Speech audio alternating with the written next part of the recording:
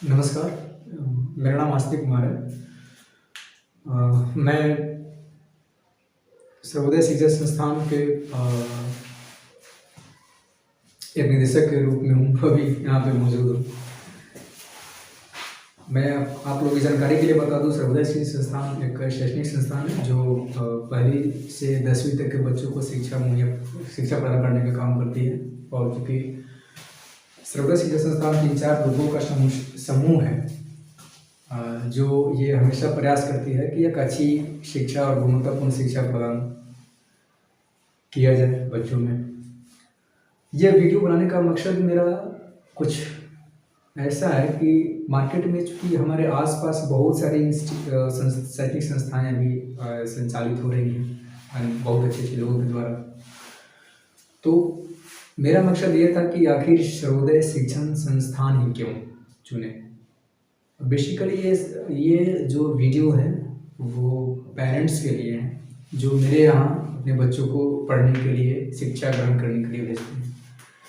जो भी हमारे यहाँ 2 घंटे, 1.5 घंटे या 1 घंटे बच्चे स्पेंड करते हैं, क्या वो 1-1.5 घंटे उनके लिए लाभदायक सिद्ध होता है या नहीं।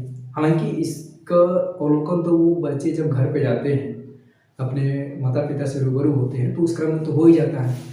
लेकिन मैं समझता हूँ कि मेरा भी ये दायित्व है कि उन पेरेंट्स को समझाना कि हमारे पठन पाठन की व्यवस्थाएं क्या क्या है, और हम चूँकि शिक्षा ग्रहण के संदर्भ में हम किन किन उपायों को अपनाते हैं, इस चीज़ को मेरा मानना है कि कम से कम पेरेंट्स को जानकारी होना चाहिए कि संस्थाएं कौन कौन सी चीज़ें तैयार करती हैं कि बच्चों में एक अच्छी और गुणवत्तापूर्ण शिक्षा प्रदान की जाए।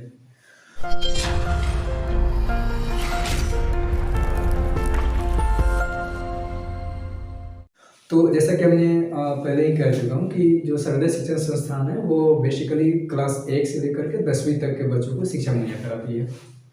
और उन शिक्षा मुहैया कराने के बीच में क्या क्या उपायों को समावेश करती है ये संस्थाएं, उसको मैं 2-4 मिनट लूँगा, 2-4 बिंदु में मैं समझने और समझाने की कोशिश करूँगा। चूँकि सबसे बड़ी बात ये होती है कि मैं उस क्यों का जवाब दे दूँ, जिसमें लोगों के अंदर ये क्वेश्चन जरूर राइज होता हुआ कि हम अपने बच्चों को सर्वोदय शिक्षण संस्थान क्यों भेजें। तो मेरा जो टॉपिक है वो मूलतः यही है। हम उस क्यों का जवाब देंगे जो चाहे अनचाहे हर किसी के दिमाग में, जो भी बच्चे हमारे यहाँ जुड़े हुए हैं उन बच्चों के भी दिमाग में ये रहता है कि हम ये संस्थान ही क्यों चुन करें। क्योंकि हमारे आसपास तो बहुत सारी संस्थाएं हैं जो भी रन हो रही है या जो भी कुछ चलने वाली है, तो हम सर्वोदय शिक्षण संस्थान को ही क्यों चूज करें। तो इसका बहुत सारे कारण हो सकते हैं, उन कारणों को हम रेखांकित करेंगे और अपनी बात थोड़ा ही देर में समाप्त करेंगे, ज़्यादा समय न लेते हुए। उन कारणों को पहले चर्चा करेंगे।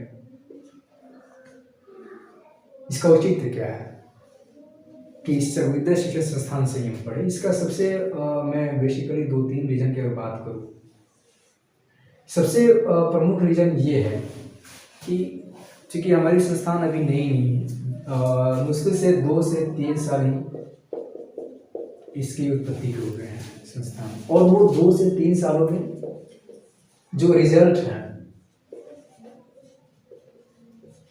वो उम्मीद के मुताबिक रहा है और अच्छा कह सकते हैं, बहुत अच्छा कह सकते हैं comparison to other institutions around us. इस संस्थान के जो कॉम्पिटिटिव इंस्टीट्यूशंस हैं उसके संदर्भ में तो मेरे जो इंस्टीट्यूशन है सर्वोदय संस्थान का जो रिजल्ट रहा है बच्चों का वो काफ़ी उम्मीद के मुताबिक रहा है, वो काफ़ी अच्छा रहा है। ये तो रिजल्ट के संदर्भ में हो गया। दूसरा बात ये है कि यहाँ की जो शुल्क है उसकी संरचना कुछ ऐसी है और इस ढंग से तय किए गए हैं शुल्क कि वहनीय है सभी के लिए। क्योंकि हमारे यहाँ वही बच्चे आते हैं, क्योंकि मेरा इंस्टीट्यूशन है वो गांव तबके में है, तो मोहल्ले में है, तो तो उसको ध्यान में रख करके यहाँ पे शुल्क भुगतान के संदर्भ में एक अच्छी विश्लेषण करके एक मानक तय किया गया है कि पहली क्लास के लड़कों को बच्चों को क्या होना चाहिए, दूसरी के बच्चों को क्या होना चाहिए, तीसरे के इस ढंग से समायोजित किया गया है। वो ये है कि परीक्षाओं का आयोजन, जिसमें आप जांच परीक्षा कर सकते हैं। परीक्षा मुख्यतः ये जांच परीक्षा होती है। इसका औचित्य ये है कि चूंकि जितने भी 10वीं बिहार बोर्ड के जो क्वेश्चन पैटर्न जो फॉलो किया जाता है बिहार बोर्ड द्वारा, उसमें ये देखा गया है कि वस्तुनिष्ठ प्रश्नों की संख्या में काफ़ी उछाल आया है। और इसको देख करके ये चूंकि वस्तुनिष्ठ प्रश्नों की संख्या उछाल आया है, तो मेरा ये रहता है कि मेरे संस्थान की तरफ से ये प्रयास रहता है कि वस्तुनिष्ठ प्रश्नों में लड़कों को कोई दिक्कत ना हो, क्योंकि ऑब्जेक्टिव रहते हैं, नेचर के प्रकृति से ऑब्जेक्टिव रहते हैं, और ऑब्जेक्टिव को सही मायने में सटीक आंसर का अभ्यास कराने के लिए कि बच्चा सही एक बार देखे और टिक कर दे, ऐसा कुछ। तो हालांकि वो सॉल्व करके ही टिक करे, तो इसकी स्पीड बढ़ाने के लिए या उसकी जो क्या बोलते हैं उसको सटीकता जो है उसको बढ़ाने के लिए परीक्षाओं का आयोजन किया जाता है, जांच परीक्षा का आयोजन किया जाता है, जिसमें ऑब्जेक्टिव क्वेश्चन होते हैं। जैसे कि उदाहरण के तौर पर मैं बता दूं कि 10वीं की जो सिलेबस है वो दिसंबर 31 तक कवर हो गए थे। बाकी जो बच्चे पूरी जनवरी और प्लस फरवरी के कुछ दिन, मेरे हिसाब से ऑलमोस्ट 1.5 मंथ जो बचा, इसमें पर डे डिस्कशन और वो सेट उपलब्ध कराया जाता है। मान लीजिए आज 18 तारीख है, आज अगर अभी भी टेस्ट हुआ है लड़कों का, तो 18 तारीख को जांच आयोजित की जाएगी जिसमें वस्तुनिष्ठ प्रश्न होंगे। वो पैटर्न सेम वही होगा जो बोर्ड एग्जाम में पूछे जाते हैं, लेकिन वस्तुनिष्ठ प्रश्नों पर यहाँ पे जोर ज़्यादा रहता है। हालांकि सभी क्वेश्चन उसमें सम्मिलित होते हैं। तो ये जांच आयोजन होगा और उस जांच का परिचर्चा भी होगा, जिसको डिस्कशन बोलते हैं, उस जांच का परिचर्चा भी होगा। तीसरी बात यह है कि ये सभी जो परीक्षाएं होती हैं, परीक्षाओं का जो आयोजन होता है वो निःशुल्क होता है, नो कॉस्ट, निःशुल्क होता है। इसमें होता यह है कि चूंकि और इस जब निःशुल्क रखा गया तो मेरे ऊपर मैं जानकारी के बता दूं कि मेरे ऊपर दबाव भी आने लगे और इंस्टीट्यूशन के लोगों को कि निःशुल्क क्यों आयोजन किया जा रहा है। तो चूंकि मैं अपनी समायोजन तरीकों को इस तरह से रखा हूँ कि मेरा निःशुल्क भी रखा जाए तो मेरा ठीक ढंग चल जाता है, और एक अच्छी कॉस्ट जो कि अफोर्डेबल है, वहनीय है, उसमें यह समायोजित हो जाती है चीज़ें। और पांचवी बात यह है, एक सबसे बड़ा कमी देखा गया है ग्रामीण क्षेत्रों में, वो होता है कि एक शब्द आती है समतुल्य बौद्धिकता। मैं इस चीज़ पे बहुत ज़्यादा मैं जोर देता हूँ, वो इसलिए क्योंकि सभी विषयों का समग्र ध्यान ग्रामीण परिवेश के लड़कों में नहीं हो पाता है। और उसका कारण ये रहता है कि सरकारी जो स्टेट फंडिंग स्कूल होते हैं ना, बिहार की मैं अभी मौजूदा हमारे परिवेश की बात करें तो उसमें टीचरों की कमी रहती है, शिक्षकों की कमी रहती है, और शिक्षक की कमी रहती है तो सभी, और रहती भी है शिक्षक, तो सभी विषयों को वो उस ढंग से नहीं पढ़ा पाते हैं जिसमें सही समझ बन जाए बच्चों में सभी विषयों के संदर्भ में। तो इसमें मेरा प्रयास ये रहता है कि जैसे सभी विषयों की एक आधारभूत समझ बने, पहली बात। दूसरी बात यह है कि समतुल्य बौद्धिकता कहने का मतलब ये हुआ कि अगर 10वीं के बच्चे हैं और 10वीं के बच्चों के लिए जो स्टेट एजुकेशन काउंसिल ने जो मानक तय किए हैं, उस मानक के हिसाब से यहाँ पे एजुकेशन प्रोवाइड करने की कोशिश की जाती है।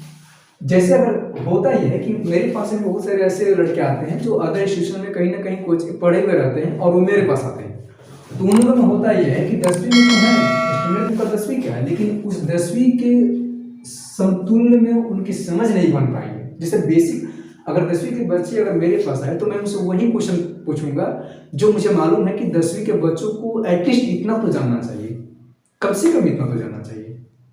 तो वो इन चीज़ों की कमी रहती है, तो इसलिए बहुत दिक्कत का सामना करना पड़ता है। यही वजह से उनके लिए अलग क्लास की व्यवस्था करानी पड़ती है, क्योंकि उन मेन स्ट्रीम में उन बच्चों के साथ आ जाएं, उन आधारभूत संकल्पनाओं को जानकर जो पढ़ने में ठीक है।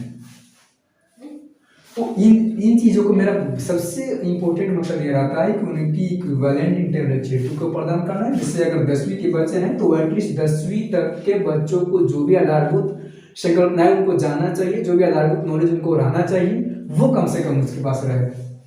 तो कम से कम इस नॉलेज को प्राप्त कराने के लिए होता यह है कि मेरे यहाँ अलग उस बच्चों के लिए स्पेशल व्यवस्था की गई होती है।